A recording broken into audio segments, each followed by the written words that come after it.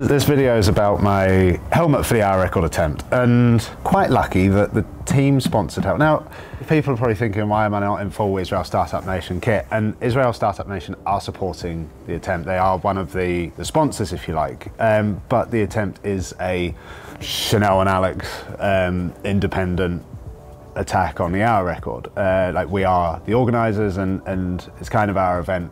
And Israel Startup Nation were like, yeah, we'll support it. They helped out financially and sort of wished me the best of luck. And yeah, we're accommodating, so I go straight from here to team camp in Israel, and I might be a little bit late for it, but that seems to be fine. We're talking about a helmet. Now, fortunately, the team-sponsored helmet, HJC, is also the fastest on me. And I emphasize the fact that that is on me. And I tested POC Temper, which is a very good helmet, but very tricky to get it to work. When it works, it's very good. If it just moves slightly, then it falls off a cliff in terms of aerodynamics. So I urge anyone using the POC to make sure that they have it in the optimum position, and that requires aero testing of some description, track or wind tunnel.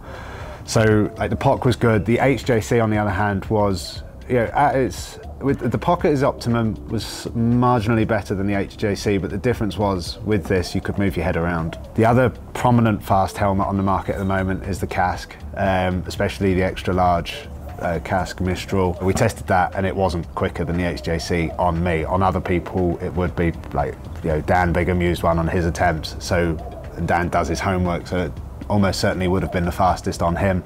It really is quite a personal thing, due to your position, your shoulder width, where your head sits in relation to your hands. And so yeah, long story short, this helmet's quick on me. So we'll get into it. Now, this helmet has been sprayed by a friend of mine, Jason. His company's JLF Designs, predominantly sprays motor racing helmets, but I came to him in a bit of a panic saying, I need a helmet sprayed, because originally a sponsor was going to have the helmet, but it was one of the sponsors that for this year's attempt, as opposed to last year's, they didn't want to be involved this time round, which was absolutely fine. There's no hard feelings whatsoever. So we had some space, and Pfizer, who are one of the sponsors, they wanted a small amount of presence on the helmet, so they've got the tail, just a small logo on the back, and the rest of it was pretty free. I mean, we were scrapping around for sponsors, and no one came in with a big enough offer to take control of the helmet, so we're very fortunate to be able to put Little Bleeders on the front of it, which is a pretty prime position to have. There were talk about if you've seen the skin suit vlog, the helmet follows the same design as the skin suit, with this kind of houndstoothy but very blown up red and black theme. Red for the colour of haemophilia, black just because it's classy. Now, what I asked Jason to do was add this white band around it and the kind of T-shape on the front. And the reason for that is this band and T-shape was the design of my dad's motor racing helmet when he was back racing. And I wanted that because, my dad is kind of above all my sporting hero. Wasn't a big sort of cycling heroes guy when I was a kid, and that's not because my dad was my sporting hero, because the stories he used to tell us, we sit around the table. I was fascinated by his career and drew a lot of inspiration from that. So I wanted to, cyclists don't, unless you're Italian, cyclists don't really paint their helmets too much, and this was an opportunity to paint mine, and I knew from the start what I wanted. And so the reason that Dad had this T shape was, most racing helmets nowadays, a lot of them are quite messy. They're quite, there's a lot going on, and so back then they were much more simple. And the reason Dad had the T was from marketing, even back in those days with motor racing, was super important. Sponsorship exposure, driver exposure was massive, and the picture from the front of the grid, Dad knew that a big white T on front would be very easy to spot. So, like, for example, Damon Hill had the white lines around the sort of the top of his helmet, and I think there was another driver, I can't remember his name, also had a very prominent design that could be seen be seen from afar. You even see with Lewis Hamilton a few years ago, he always had a bright yellow helmet, and you could spot him from a mile away no matter what car he was in. His dad had the T, and I've done a lot of go-karting.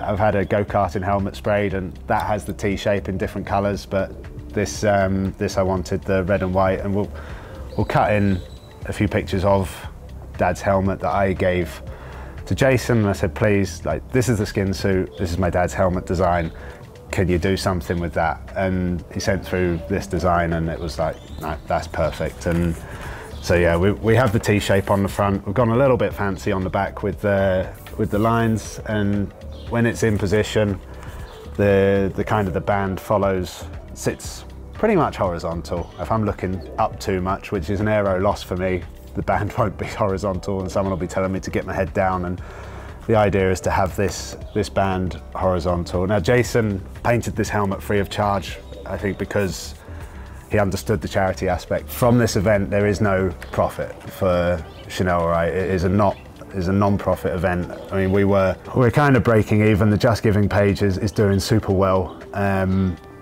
all of that will be going to the Haemophilia Society and to Little Bleeders. And if there is profit left over from the sponsorship for the event, that will also be going straight to the Haemophilia Society and Little Bleeders. So it was something right from the start that we set out we wanted. It was, you know, if we're doing this for haemophilia, we want to make a difference. You know, with Little Bleeders, we've created the sports fund to financially help young haemophiliacs. So any profit made from this attempt will be going to that, as well as the Haemophilia Society and all the fantastic work they do. So, you know, I think with everyone that's made donations so far, to the sponsors, to everyone that's donated on the Just Giving page, thank you so much. And it's really going to be, it's going to make a difference. You know, whether I break the record or not, this record attempt has been a success because of the good we've managed to do together. So there's still time to donate.